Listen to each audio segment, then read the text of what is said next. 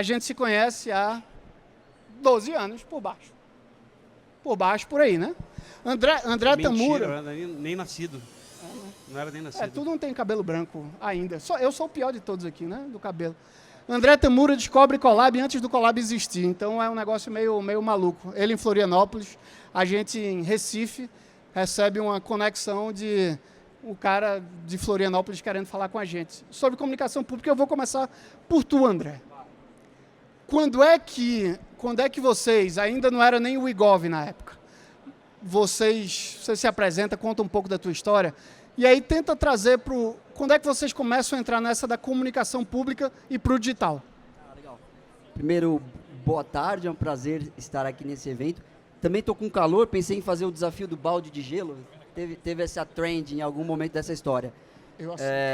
A IGOV é uma empresa que completou 10 anos esse ano de CNPJ, sempre com um guarda-chuva de inovação, comunicação e gestão.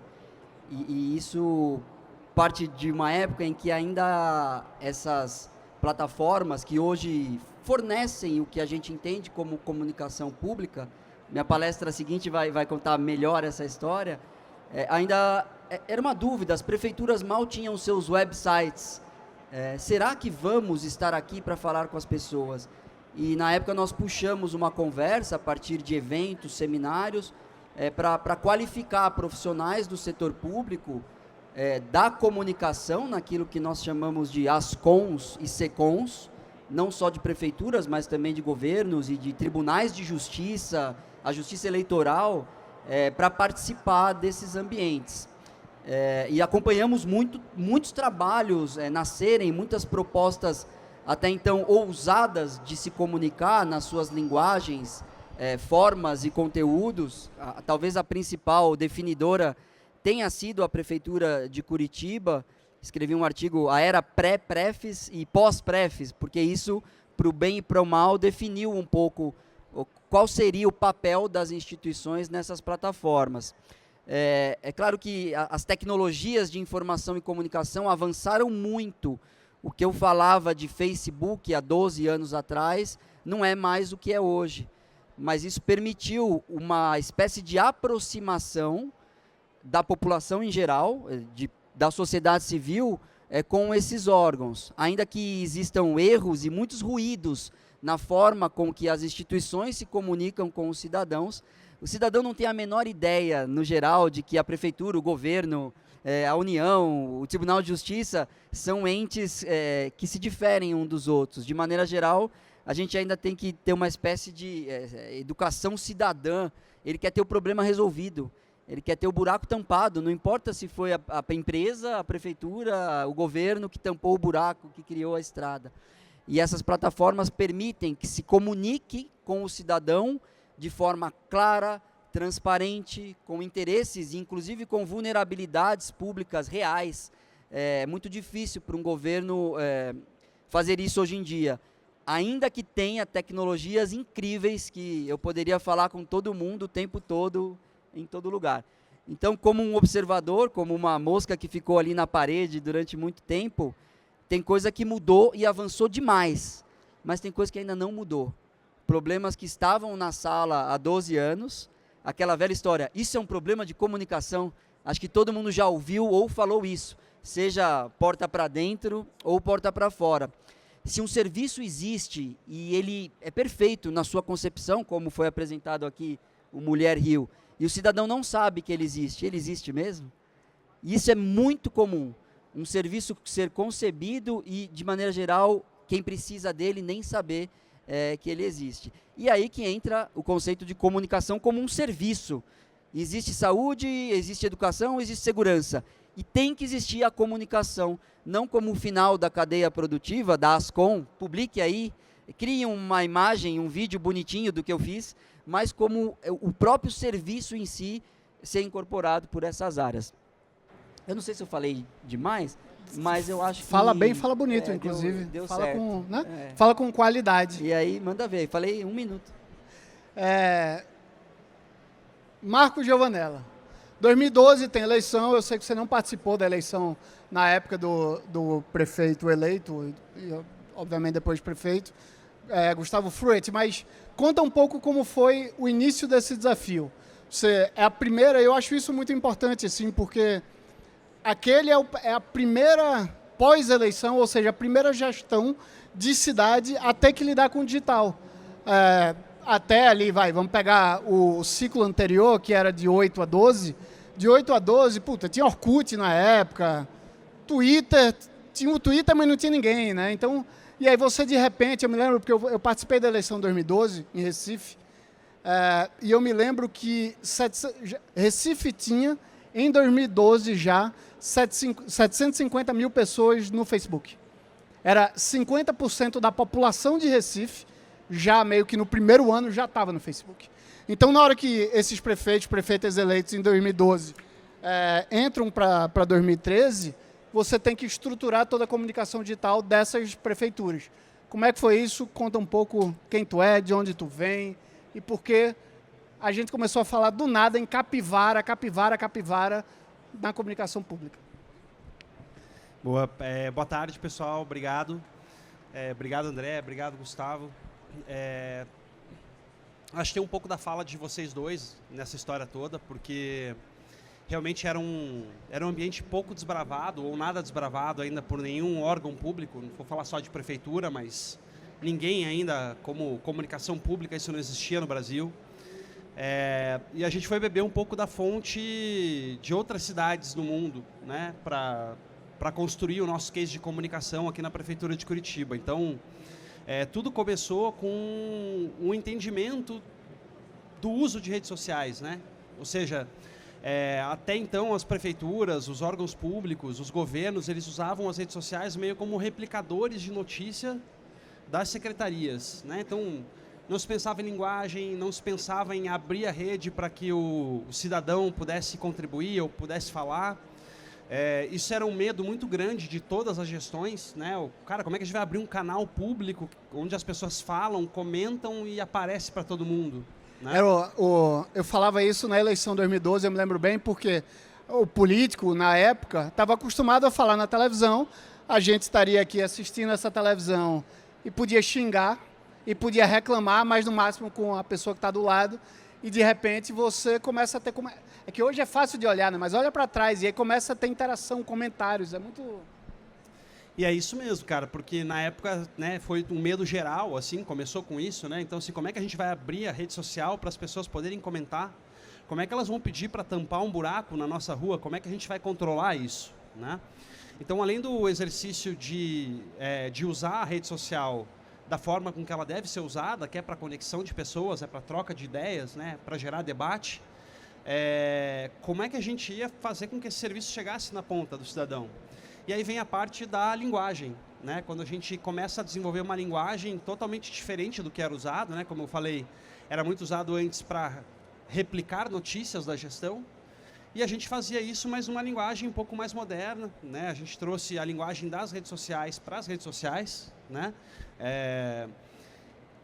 Uma forma totalmente nova, que ninguém se expunha daquele jeito, né? Uma linguagem às vezes cômica, né? Às vezes engraçada, tirando sarro da própria situação.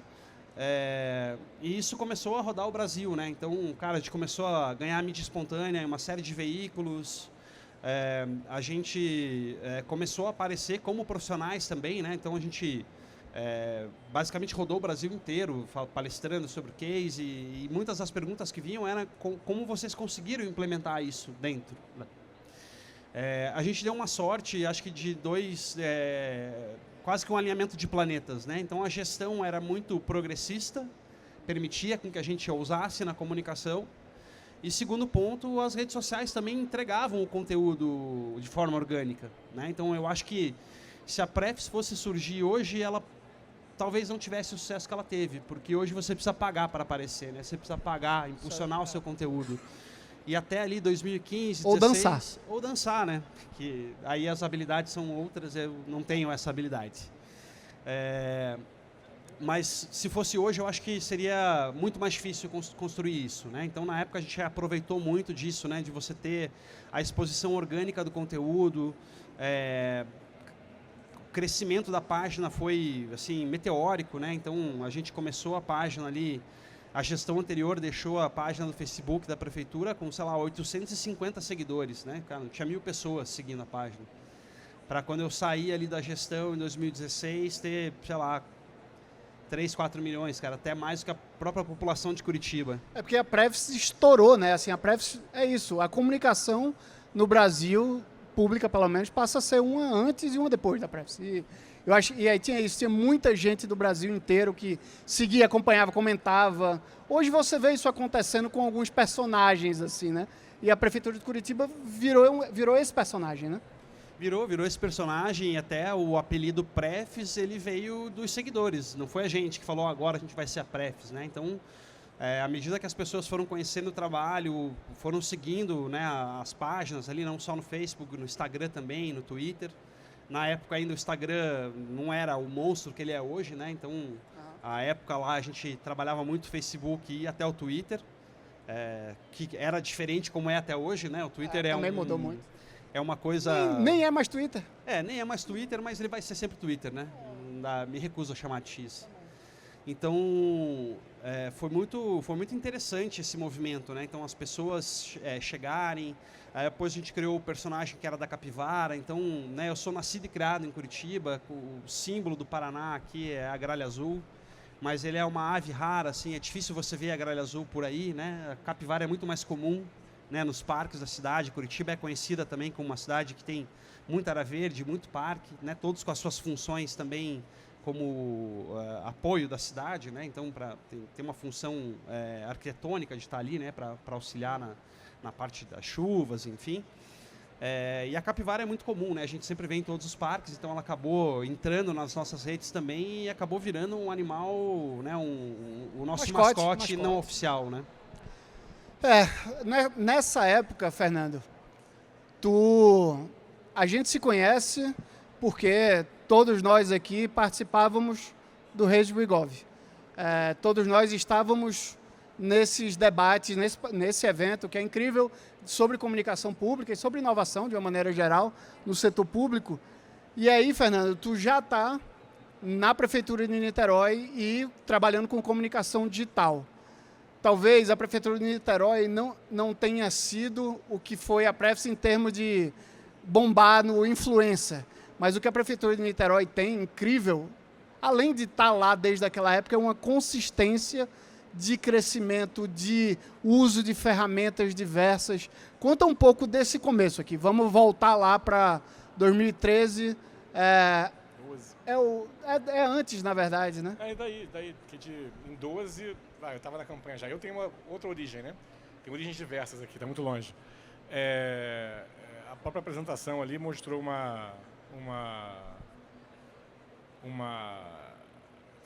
minha bio não estava muito boa para essa mesa, né? Está mais focada porque eu estou fazendo mais agora, com mais foco agora, que são serviços digitais, governo digital. Psicólogo e mestre em sociologia, falando de comunicação. Isso é legal. Né? E eu tinha uma trajetória de militância política muito dada, muito colocada ali. E tinha em 2012, antes de 2010 já, bastante, uma necessidade muito grande de se conseguir aproximar desse mundo de redes sociais da política, né? De entrar ali. Era um ou outro conseguia, quase ninguém conseguia, mas já tinha fenômenos importantes em redes sociais naquele período. E a fala do André junta um pouco essa história, né, do Tamura, porque fala também de que as pessoas estão ali na rede, mas querem o serviço delas, querem resolver o problema, querem falar com o governo. Quer dizer, elas em algum momento, e Curitiba foi exemplo disso, também estavam ali em rede do governo para se divertir, para curtir redes sociais. A Prefeitura de Curitiba era Prefis e todo mundo foi virando Prefis de alguma forma. Ela abriu o caminho para se fazer uma comunicação mais mole, mais solta, que ajudou muito a aproximar as pessoas do que a gente queria aproximar. A gente começava ali com um desafio em 2013, em Niterói, uma cidade ultra conectada, também sem rede de governo, sem serviços digitais, bem atrasada nisso. Uma discrepância grande da demanda da população, da realidade das pessoas que o governo oferecia. E tinha 2 desafios, que eram mais ou menos identificados já pelo prefeito também, pela gente, por mim, que eram conseguir se comunicar bem em rede com as pessoas e quebrar barreiras na aproximação das pessoas com o governo. E em boa medida, a gente está fazendo isso com algum sucesso, né?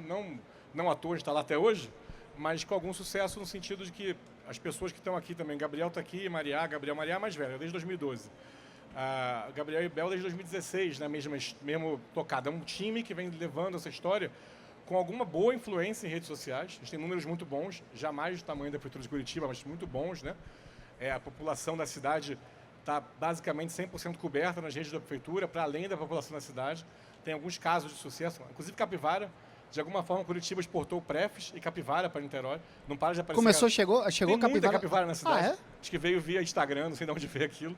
Tem muita Capivara a partir de recuperações de parques ambientais, enfim, as capivaras chegaram junto também. Apareciam de vez em quando e era um case à parte. Mas agora é ao comum já. E é um bom sinal, porque a capivara dá certo em rede social.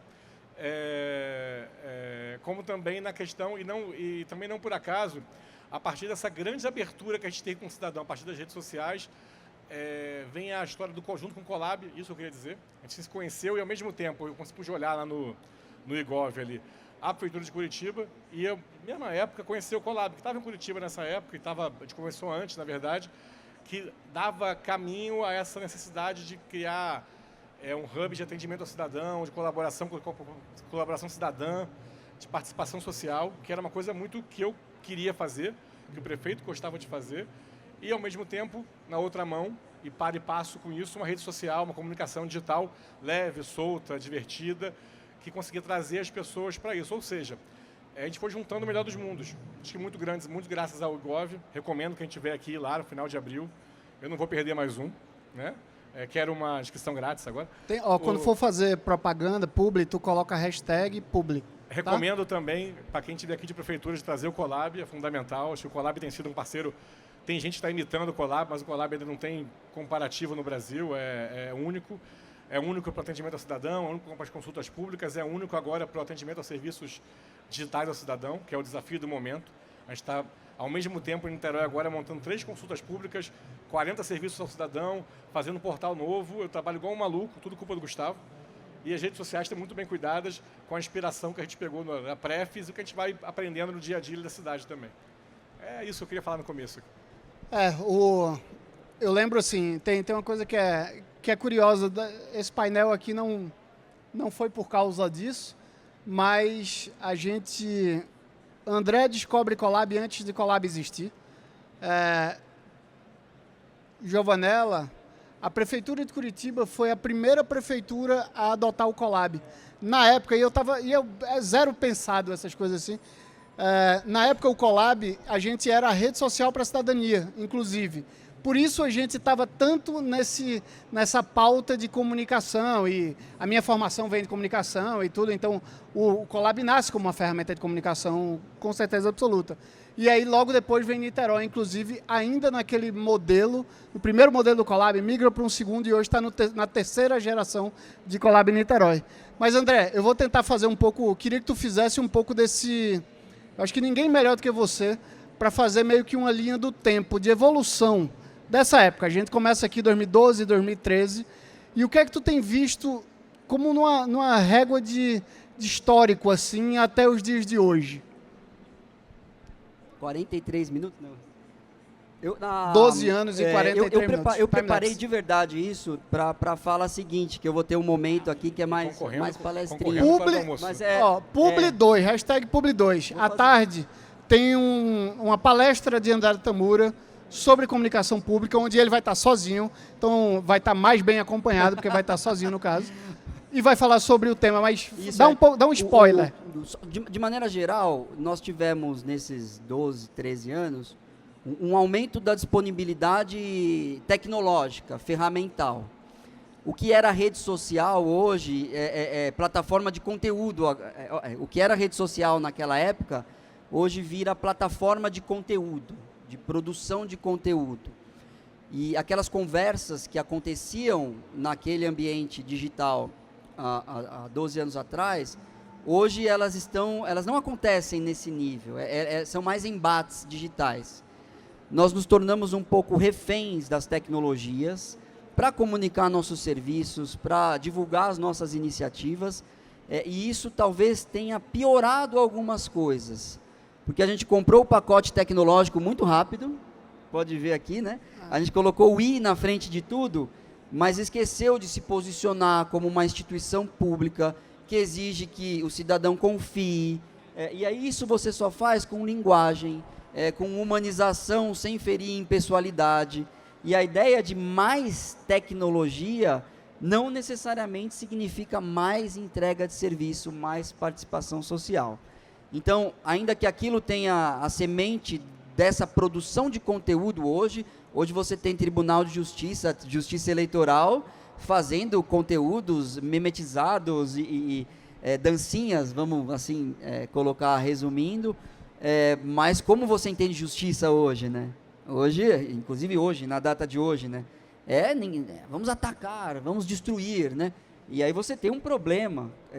Algumas coisas melhoraram tecnologicamente, foram estabelecidas como, não, isso aqui é um serviço, está na palma da mão. E outras parece que pioraram, porque aumentou essa distância, essa desconfiança, mas esses são problemas sociais mais estruturais e que os governos têm que ter um papel nisso. Concordo. Vou puxar para a Giovanella aqui de volta para uma coisa que é o seguinte, na hora que a gente pega essa evolução, eu acho que tu traz bem, André, que entramos em redes sociais e somos reféns de plataformas tecnológicas, porque elas mudaram de redes sociais para redes de influenciadores. E o que teve de investimento público, inclusive, em formatar esses canais, esses eram canais que viraram os canais de comunicação, você tira verba, inclusive, de televisão, e você começa a colocar cada vez mais digital, e, de repente, essas ferramentas vão mudando e você vai perdendo aquele canal, porque hoje, realmente, a prefeitura não vai fazer dancinha para ser uma influenciadora, e aí você começa a lutar não só porque as pessoas seguiram, você conseguia prestar um serviço, como agora tentar influenciar de alguma forma. E aí eu te pergunto, como é que... Naquela época era blogueirinho, não era influenciador, né? Pois mas... Tem uma diferença fora, assim, que é a entrega. A entrega, se você tivesse 4 milhões de seguidores, você entregava para 4 milhões de pessoas. Hoje, você só entrega se pagar, praticamente. Como é que tu vê essa mudança e como pensar, Giovanella, tu não está mais no público, mas está no privado, olhando, inclusive, ainda para a comunicação. E como é que você começa a olhar para depender menos dessas ex-redes sociais e fortalecer canais que são mais diretos com o seu público? Cara, é uma pergunta bem interessante, Gustavo, porque acho que já era um caminho meio óbvio, né? Acho que todo mundo que criou plataformas de redes sociais ou criou aplicativos, né? O próprio WhatsApp, enfim, né? De aplicativos e redes de comunicação, tinha uma hora que a conta ia ser cobrada, né? E essa conta foi cobrada alguns anos atrás, que é isso, né? Você pagar para você aparecer. Então era meio que um caminho que a gente sabia que em dado momento, né, essa chave ia virar. E acho que o mais importante que a gente tem que aprender com tudo isso é que a gente nunca é o dono real de um canal, né? Se uma estratégia de um empresário desse hoje mudar, cara, ele derruba todo mundo e, cara, o dinheiro que você botou lá dentro para fazer crescer, para aparecer, enfim, ele acaba. Então, a importância de você ter os canais proprietários, né? O André usou uma palavra que eu acho que foi muito feliz agora, que é o blogueirinho. Eu acho que o blog é uma coisa que nunca sai de moda, né? Você precisa construir isso, você precisa construir conteúdo adequado e um conteúdo bem formatado para que as pessoas consumam, né? Não hoje a gente tem essa visão também da rede social que mudou bastante também a nossa forma de comunicar, que é a comunicação curta, que são os vídeos curtos, as notícias curtas, né? Sempre uma chamadinha, os 5 segundos para o cara não pular. E, cara, isso causa um dano tão grande para a gente como sociedade que a gente não se aprofunda mais em nada hoje, né?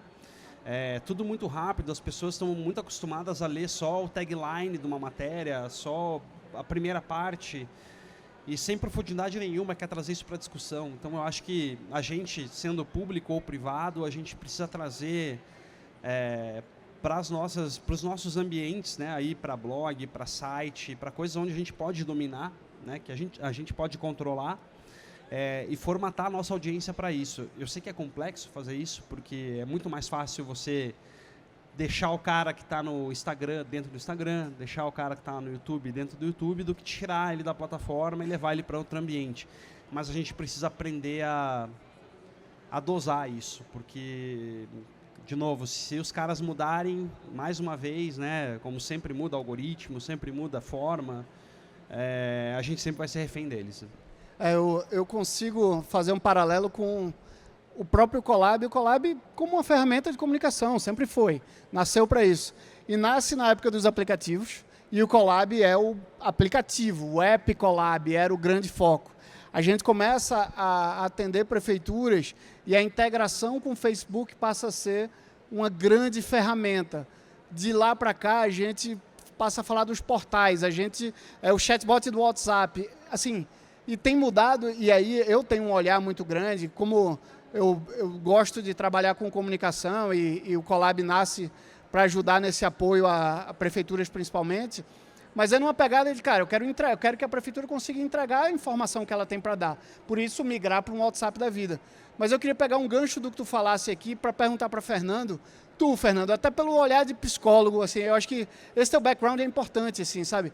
Um olhar de um psicólogo, sociólogo,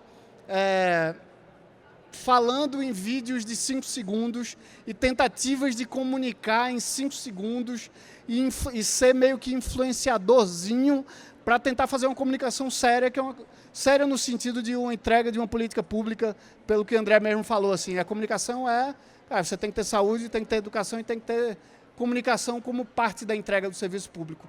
Como é que tu vê os dias de hoje, assim, por esse olhar? Cara, na real, estava conversando essa madrugada sobre isso com uma amiga, enfim. É cada vez mais a palavra que é desesperador, né? No sentido de lidar com as mudanças que vão sendo feitas com a desqualificação desse ambiente digital. Ele é desqualificado, né? Quanto menos informação, menos profundidade. E não precisava ser assim, né? A gente viveu um tempo meio de áureo lá no começo, que era criar plataformas próprias do governo e ter informação em tese, como se é sério, informação de qualidade, confiável, fonte primária, que era uma coisa bem legal, era um serviço ao cidadão importante. Você tinha, sem intermediários, informação direta, enfim. Quando a gente começaram a bombar, você estava oferecendo aquilo, não, as pessoas vinham para aquilo.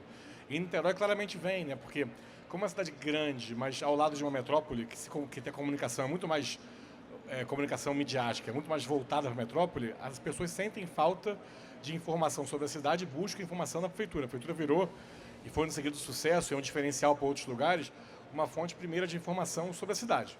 Não é só porque o cara quer saber se tem um evento, quer saber, ele sabe ali, ele sabe antes ali, muitas vezes, do que num portal de notícias, né? Embora você acabe concorrendo com outro nicho. Contudo, com o passar do tempo, você vai ter que concorrer com essa coisa a informação nos primeiros 5 segundos. Agora, o vídeo tem que ter 5 segundos. A fala tem que ser curta. O prefeito precisa saber que ele tem que falar a mesma coisa no começo e no final. Enfim, é todo um lance que, às vezes, dá vontade de falar, bom, isso é muito ruim, vou largar. Mas se largar, vai ser pior, né? Não pode largar. Se largar vai ser pior, vai na mão de quem? Você tem que se adaptar todo dia, né? E você tem que compreender que aqui eu vou falar mesmo, a Joyce estava ali, mas se a pessoa tivesse. Teve outro dia um ato político no Rio de Janeiro, e aí, assim, um debate normal, né? Estava cheio, vazio, não estava. E aí a Polícia Militar do Rio de Janeiro, que é para ser um negócio mais confiável, impossível, usa sua rede social oficial para dar informação falsa, claramente falsa, obviamente falsa, mentir mesmo, assim, não tem como discutir que é mentira ou não. Não é um debate de opinião. Mentir que tinham 400 mil pessoas num evento que tinha 30 mil no máximo. Qualquer medida que se faça de razoabilidade, ninguém defende aquilo.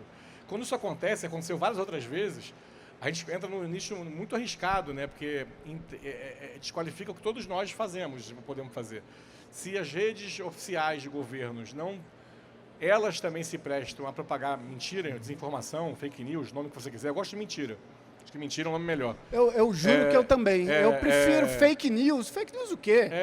Mentira. Quando é mentira, mentira. E aí me dá mais impulso a ficar nesse negócio, né? Porque você vê que todas as nossas bios aqui, a gente começa a comunicação pública, enfim, e vai indo para uma parte mais de serviço, desenvolvimento tecnológico, cidadania, participação. Deve ter a ver com formação pessoal ou com a necessidade que vai surgindo quando você vê aquilo ali, né? A comunicação ali é uma porta de conexão com as pessoas, você vê o que elas querem. A formação de psicólogo, falando isso no final das contas, tem a ver com isso. E me ajudou muito nessa história. É uma escuta, rede social de governo, plataforma digital, é um lugar de escuta muito rico, né? Você ouve o que a cidadania está falando, com as pessoas, e no coletivo e no individual também. E lida com essa forma dialógica de fazer. Você pode fazer uma forma perniciosa, enfim, como as plataformas vão fazendo para viciar a pessoa naquilo, para direcionar, ou pode tentar fazer de uma forma um pouco mais honesta, uma comunicação mais reta, falar olho no olho, responder de igual para igual, que é o que a gente tenta fazer ali. Eu acho que é papo de Golias contra Davi, Big Tech, esse negócio muito gigante, tá? Mas a gente trabalha, eu ainda estou com uma plataforma grande na mão de um governo importante, bem referenciado, que consegue ali formar opinião e passar informação real para as pessoas, isso é muito bom. E sim, às vezes tendo que fazer vídeo de 5 segundos, tendo que usar meme, ainda bem que usa meme, mas sabendo que as pessoas não vão consumir, ou a maior parte delas, algo para além dos primeiros 5 segundos, primeiras 2 linhas, mas sem abrir mão de fazer coisas maiores. Ainda tem lá mini doc, ainda tem texto grande, tem coisa para... Vamos tentar, né? Ver se vai, mas tanto que, para terminar, eu lembro que eu estive em Brasília há pouco tempo, conversando com a área de educação midiática da SECOM, do governo federal. Até mudou agora, mas está lá ainda. Que é tentar, de repente, levar para as escolas, fazer um debate mais aprofundado sobre isso, de como as pessoas entenderem o que aquilo ali é, tentar disputar um pouco mais esse campo. É algo que talvez seja para se debater mesmo, talvez no IGOV, talvez nos eventos todos, porque vai chegar uma hora que o ChatGPT vai fazer melhor que a gente, sozinho, e vai fazer pelo algoritmo a melhor comunicação possível para ser consumida, mas provavelmente a comunicação que não vai melhorar o mundo ou se tornar um serviço ao cidadão. Vai ser um produto de consumo e não um serviço ao cidadão. Eu acho que comunicação pública é serviço. Isso é importante ter em vista. Boa, Fernando.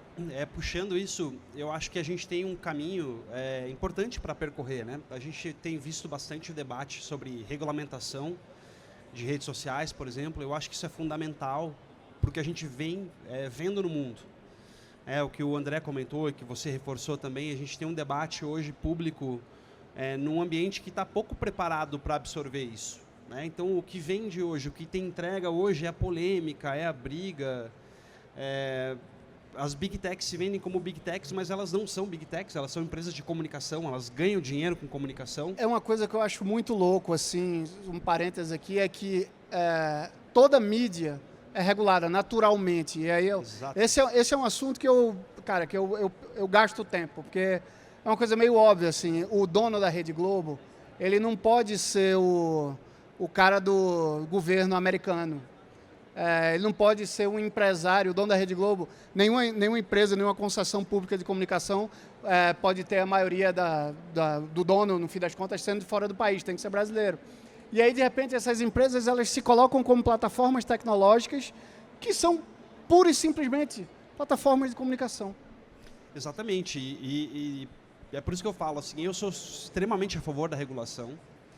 Eu acho que isso é para ontem, assim, eu não falo só do Brasil, acho que a gente, no Brasil, tem algumas iniciativas importantes tocadas pelo Congresso Nacional, que ainda estão a passos de formiga, mas a gente vê isso em outros países também já acontecendo, Austrália, Nova Zelândia. Eu acho que a gente precisa colocar isso no centro do debate público, porque ele interfere na nossa profissão como comunicador, né? Essa questão de você entregar um conteúdo em 5 segundos, de você entregar coisas muito rasas sem se comprometer com a mentira ou a verdade disso, é uma coisa que é muito prejudicial para todos os negócios. E aí eu estou falando o negócio do governo, é o negócio privado, né?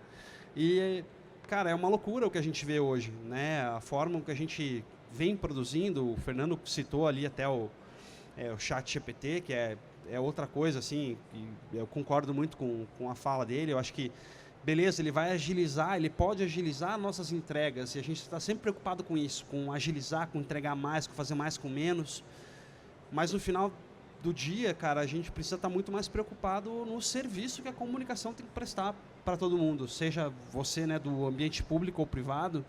A comunicação tem um papel de entregar um serviço para a sociedade, que é o que hoje a gente pouco consegue fazer, né? Ô André, como é que tu vê a regulação de mídias sociais? A gente já conversou um pouco fora sobre o assunto, assim, mas como é que tu tem visto isso? É difícil entrar nessa sem parecer aquela... Você está defendendo o Estado ou as empresas, né? O Estado. Não, eu acho que vale. Sabe por quê? Porque, assim, você prefere que No fim das contas, o Estado brasileiro é a sociedade brasileira. Sim, Você prefere que a sociedade brasileira decida ou 5 caras no Vale do Silício decidam sabendo que eles estão trabalhando pelo outro governo? Em alguma medida... É o seu ou do outro que você É, prefere? eu não tenho dúvida que seria isso, mas a gente já como eu poderia dizer, né, agora é um trabalho de recuperação, porque nós já entregamos a maioria daquilo que era essencial. Teve 2 dias, há um ou 2 anos, que o Tribunal de Justiça de Minas decretou que o WhatsApp não poderia ser usado no Brasil. Vocês lembram? Ah, eu lembro, que caiu o WhatsApp por um dia, por sei um lá, né? decreto judicial, né? E aí, não dá uma sensação, e agora? O que nós vamos fazer, né? Então, a gente tem que recuperar parte dessa essência de serviços locais que nós já entregamos para essas tecnologias, ainda que existam contratos muito complexos do que é privado e o que é público, tem sim que haver uma participação. Tanto que o modelo de um outro país, aí a gente entra em brigas geopolíticas, né? Ele é completamente dominado pelo Estado, que é a China, lança lá o seu DeepSeek e tem as suas plataformas equivalentes a Instagram. O TikTok é chinês, né? E proibido nos Estados Unidos. Então a gente tem que olhar para essa discussão como algo que é pensar universalmente, mas agir localmente. O que nós podemos fazer localmente? Dentro de uma prefeitura, que às vezes tem lá 30 mil habitantes, ela tem tudo tecnologicamente na mão para prestar um bom serviço. Em alguma medida, mais ou menos dependente de um ente privado. Mas ela pode atender a sua população, ela tem tecnologia de sobra para isso, eu diria, para falar com seus cidadãos. E aí, em alguns lugares você vai, que eu estava em Porto Velho lá semana passada, mas eles não usam celular. Para postar no Tigrinho, eles têm o celular, né? Então, usar um pouco dessa lógica que essas companhias utilizam para entregar o que tem que ser entregue. Porque uma coisa é você pedir comida e Uber, outra coisa é você pedir cidadania, justiça, democracia.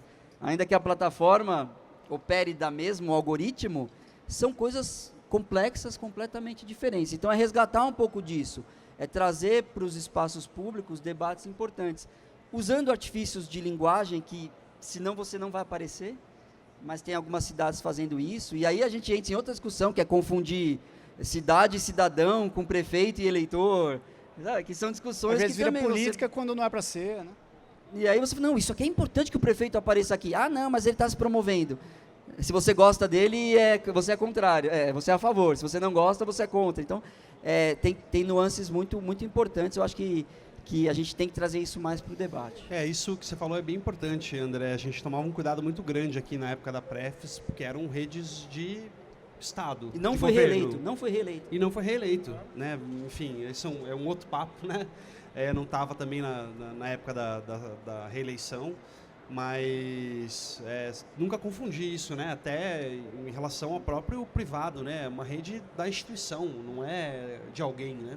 Não, ela faz a confusão danada, né? A impessoalidade, né? Um princípio simples. É óbvio que o prefeito aparece na rede da prefeitura. Aparece porque ele é o prefeito da cidade, aparece de vez em quando, aparece quando está fazendo um anúncio importante, está num evento importante, mas também é óbvio que, e hoje está óbvio, até ficando mais óbvio, pelo menos para os políticos mais antenados, o presidente de Niterói está malandro com isso já, que fica ridículo, fica ruim para ele você ficar tentando forçar a mão para aparecer ali, naquela rede que é muito grande, e tem que fazer da sua própria rede social um outro lugar de atenção. Com diálogo, prestando atenção na pauta, enfim. Mas acho que o nosso maior desafio de hoje não é mais esse mesmo, já passou de ser a dominação, a privatização da rede do poder público pelo político. Isso é um desafio que a justiça meio que resolve, né? Cria jurisprudência e tal, o temor de multa, o temor de julgamento, vai resolvendo. O que não tem limite é a coisa das big techs mesmo, das empresas. A gente está meio que na mão. Eu louvo o Giovanella quando fala que vamos levar para casa os proprietários, para o site, mas a gente sabe que ali no frigir dos ovos do dia a dia não dá, ninguém vai ver, é pouco, precisa conseguir ampliar, mas a gente precisa disputar opinião, distribuir informação e acaba tendo que usar, especialmente o Instagram hoje em dia, mas sempre tentando fazer um mix, né? Tá em todas as plataformas para poder não depender tanto de uma só. Mas é muito difícil, né? Porque são tiros muito diferentes. O TikTok é muito diferente do Instagram, O Facebook está ali vivo, ele funciona com impulsionamento, faz o LinkedIn, não, enfim, mil possibilidades de fazer isso, mas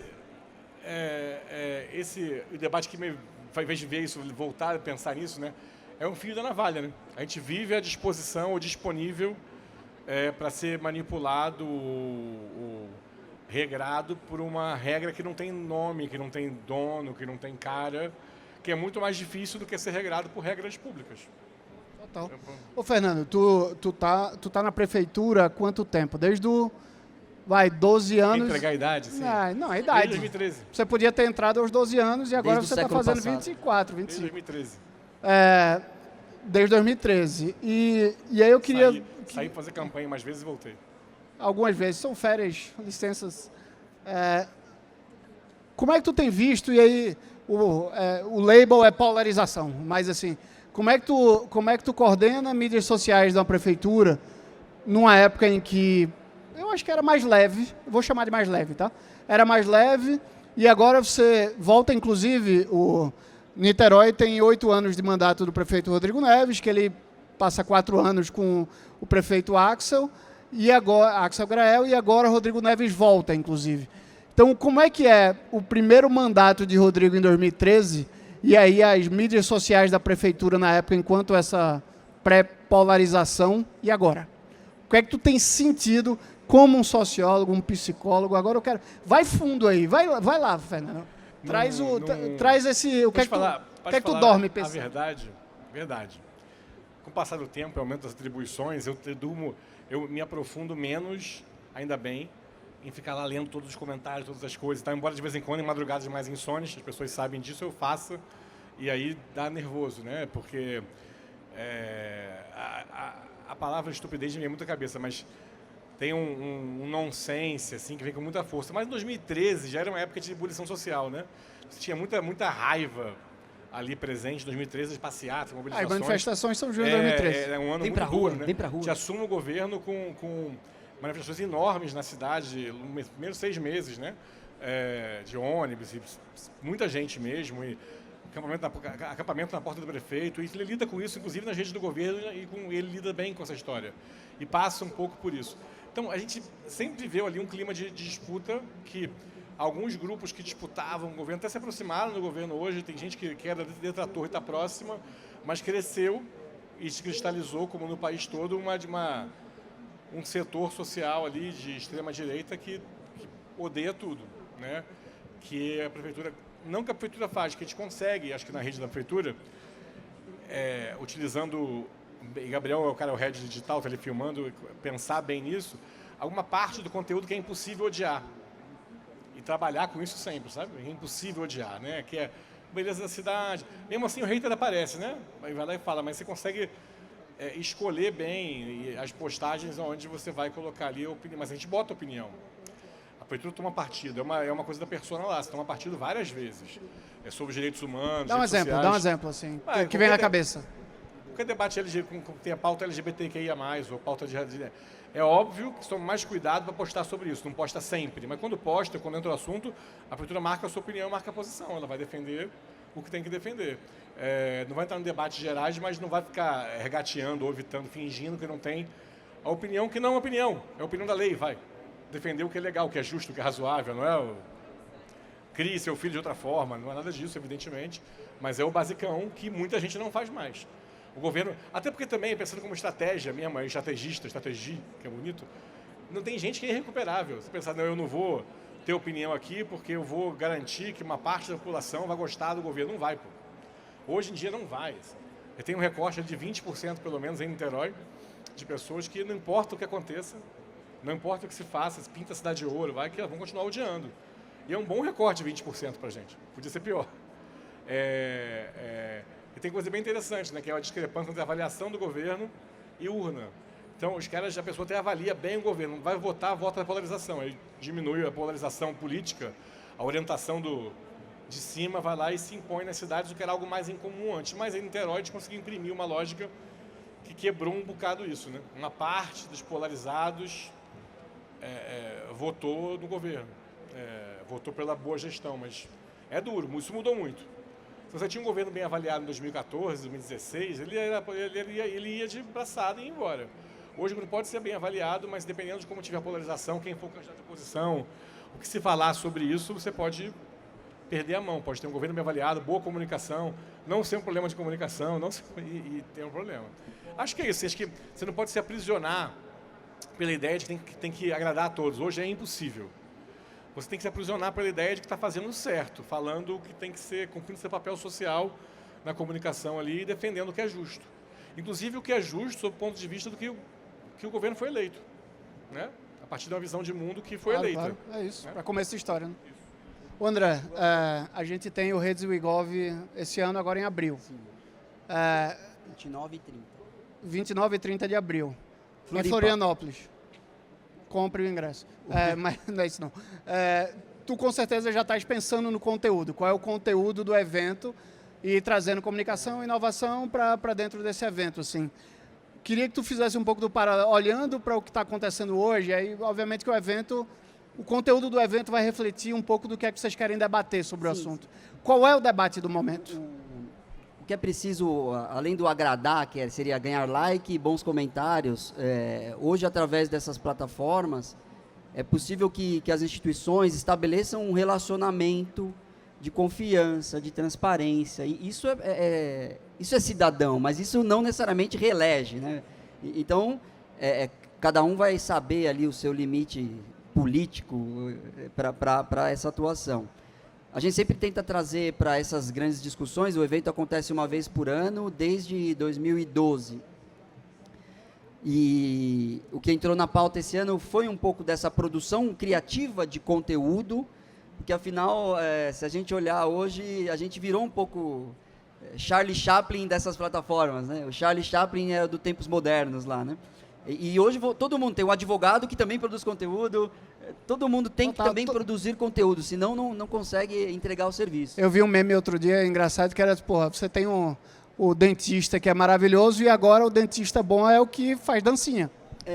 E aí tem que ter um cuidado, porque tem um que só produz conteúdo e não é um bom profissional. Então. Essa é uma discussão. Então a gente vai levar a turma do Porta dos Fundos, né, o Gregório do Vivier, para falar sobre produção criativa. E a gente vai incluir muito na programação essa proposta de uma linguagem simples. Isso está em vários momentos, inclusive para crises globais, a comunicação da crise climática, né? Está calor aqui, não sei. A ideia é que isso não está sendo proposto corretamente. Temas muito sensíveis, como a gente nomeia violência contra a mulher, mas na verdade são os violentos contra as mulheres, né? E onde está a conversa com essa masculinidade tóxica, né? A gente tende a olhar por pontos de vista muito, muito limitados, apesar das plataformas nos permitirem falar com todo mundo em todos os tempos. Então, a gente leva essas contradições, e não tem respostas fechadas para isso. A gente tem que levar para um debate, entender o outro, quais são as legitimidades, né? Para não ter retrocessos, né? A tecnologia só melhora e parece que a sensação social só piora, né? Não sei se é com todo mundo, mas a gente fica, parece, com mais medo, aí já pensa em distopias globais. Mas entender a comunicação como um serviço essencial e pensar tecnologias de informação e comunicação com foco no C e não na TI, que como naturalmente a gente costuma fazer. Eu acho que isso é fundamental. E aí sim a gente talvez consiga trazer para as nossas localidades, que são diferentes, ações pontuais, que pode estar num conteúdo específico ou num posicionamento um pouco mais firme. Eu acho que a gente se digitalizou antes de se educar, né? Então, é bem complexa essa equação, né? A gente sabe que, enfim, a gente está aqui no evento de políticas públicas também, né? E a gente sabe as dificuldades que o Brasil tem até hoje com a educação, né? A gente enfrenta isso. Inclusive, né, o assunto mais bombado aí do final de semana, do finalzinho da semana passada, é o tal da adolescência. Adolescência. Né? Vocês assistiram a série? Aham. Que é um debate... Sem spoiler, por favor. É um debate muito justo de se ter agora, né? Então, acho que a gente como... Aí eu vou falar de uma abrangência geral aqui, como comunicadores, né, independente se é público ou privado, são assuntos e são temas que a gente precisa estar presente, né? A gente precisa estar entregando uma visão do mundo melhor do que ela efetivamente é hoje para as pessoas, para tirar essa sensação assim de, cara, eu tenho muita tecnologia, mas, cara, eu estou num quarto fechado com acesso ao mundo, com as coisas mais perigosas desse mundo pode oferecer, estão ali também, né? E como uma responsabilidade geracional, talvez a nossa seja a última geração que vai ter a referência anterior. Daqui a pouco, os mais jovens, esses adolescentes, eles já não têm a referência do que era não ter. Analógico, só gente. E aí para eles isso é o padrão. Então o que a gente vai preservar com muita força dessa era não tão tecnológica? Digital vem de impressão digital, né? É o dedo. E o que a gente vai pôr a mão para segurar, entendeu? E não entregar, como a maioria a gente já entregou, né? A gente já entregou as nossas comidas, transportes, relações, e tem que ter cuidado para não entregar nossos filhos, e né? os dados também, né? Os dados estão todos entregues já. O Giovanella falou a gente talvez tenha se digitalizado sem ser educado antes, né? E depois falou da adolescência. E me lembrou, na hora eu pensei, depois já aumentou o que eu pensei.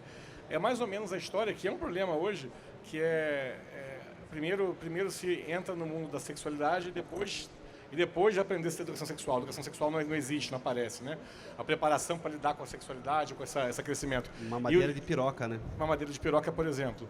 E o digital me lembra muito isso, né? O letramento digital não existe, tanto o basicão para serviços, como essa capacidade de mediar e compreender esses milhões de informações que vêm, enfim.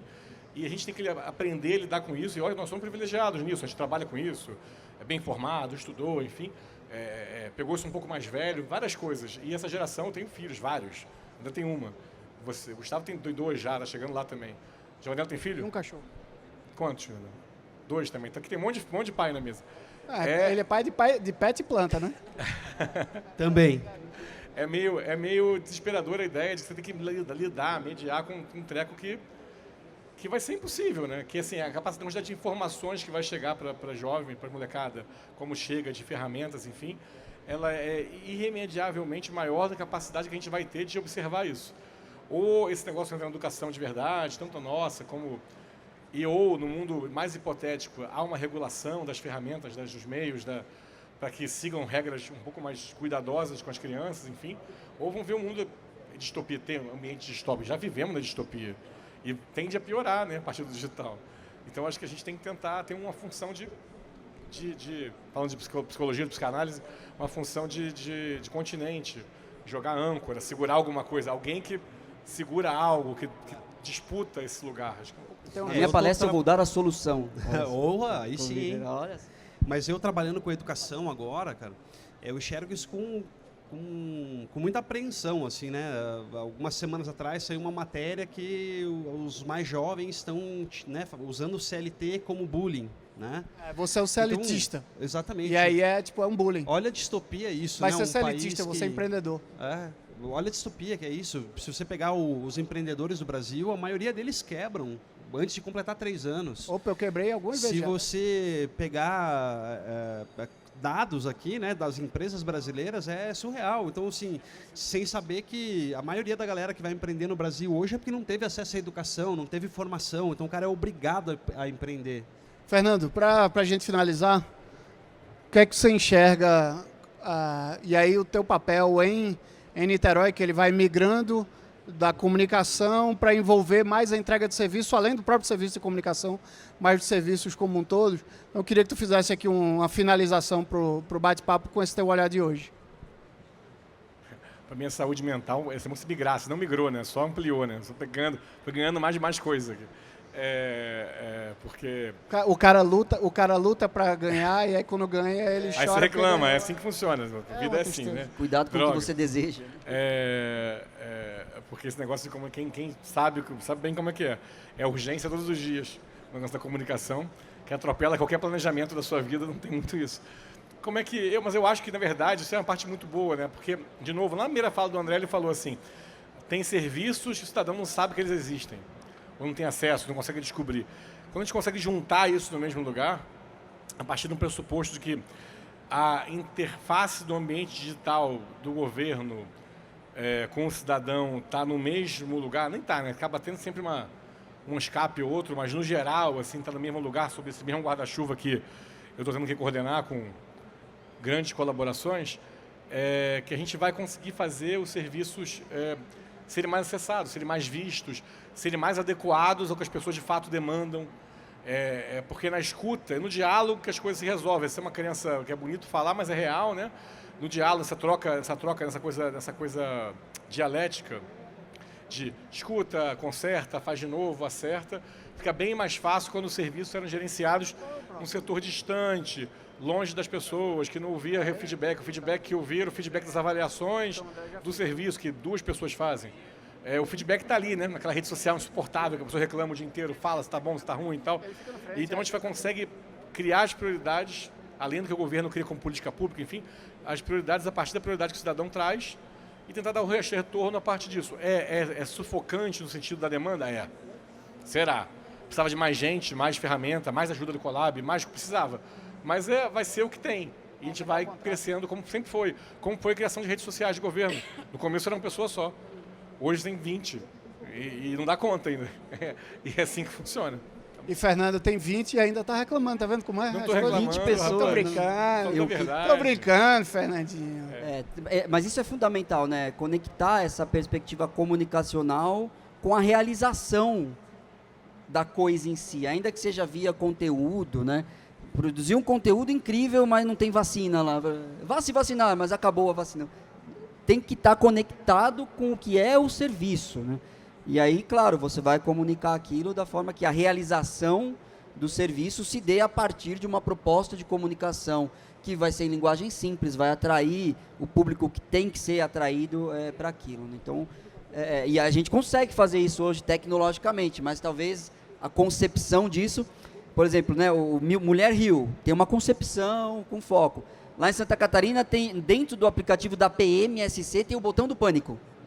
E vira e mexe, sai uma notícia lá, né? Botão do pânico, mas ele é para um momento da violência, sabe assim, que ela não pode ligar, e aí ela tem que só apertar um botão no celular. A concepção é diferente, ainda que você vá dizer que a proposta, né, é a mesma, né? Diminuir os casos e tal, né? Então, e as possibilidades são muito grandes, a partir das mesmas temáticas, para resolver desafios de serviços públicos. André, 29 e 30 de abril, Rede Buigov, em Florianópolis. Faz a tua wrap-up final convidando as pessoas para lá, que eu acho que todo mundo tem que ir lá. Se esse evento já fez a gente se conhecer e se encontrar, ele só traz coisas boas para a sociedade. E tem gente muito mais legal que a gente lá, entendeu? O evento já teve a oportunidade de levar pessoas incríveis que participaram de momentos muito importantes nesses últimos 12 anos, né? Pessoas que lideraram a comunicação em tempos de eleições que quase não aconteceram, por exemplo. Pessoas de tribunais de justiça que têm que fazer comunicações muito sensíveis de apenados que progridem ou regridem no seu regime aberto, semiaberto. Tudo isso com profissionais que estão ali nas ASCOM, SECOM, mas também atuando com a inteligência dos órgãos. Então, quem tiver oportunidade, sei que a Prefeitura de Fazenda Rio Grande, aqui de Curitiba, já está com case. Tem feira de cases, né, um evento legal. O Fernando já pediu música lá, já foi mais de 10 vezes. A falar ele não me chama. Eu sou cliente fraco. Né? E é um evento feito com muito carinho, não tem tanta pompa assim. Eu vou desafiar a André para fazer esse painel lá. Chama a gente aí. Na edição de 20 anos, né? 15 anos. 20 anos? Mas quem tiver oportunidade, solicite lá na sua prefeitura. A gente já tem lá algumas notas de empenho. Vai ser um prazer recebê-los lá em Florianópolis, nos dias 29 e 30 de abril. A programação está detalhada lá no site, eu não vou aqui gastar o tempo dos amigos. Giovana, Obrigado. Marcos, chamando de Marcos. Para você, para finalizar, a minha última pergunta é: quando é que você volta a trabalhar a comunicação pública no setor público? Podia ser numa startup, numa empresa que trabalha com isso, eu acho que seria massa, não era? Dá gatilhos, ele está traumatizado. Cara, não sei, acho que não é uma vontade de hoje, né? Eu sabia que eu não gostaria de ficar na vida pública por muito tempo, desde que eu entrei nela, né? Eu sei as agruras que o Fernandinho passa lá em Niterói, enfim, já tive desse lado do balcão. Então, cara, sem previsões. Hoje é vida privada mesmo e bora. Eu sei, é uma brincadeira. Turma, queria agradecer a vocês maravilhosamente por esse painel, bate-papo com uma conversa boa. Vocês são incríveis, sou fã dos três. Pessoal, muito obrigado, espero que vocês tenham gostado. A gente vai... Uma salva de palmas aqui para os nossos painelistas.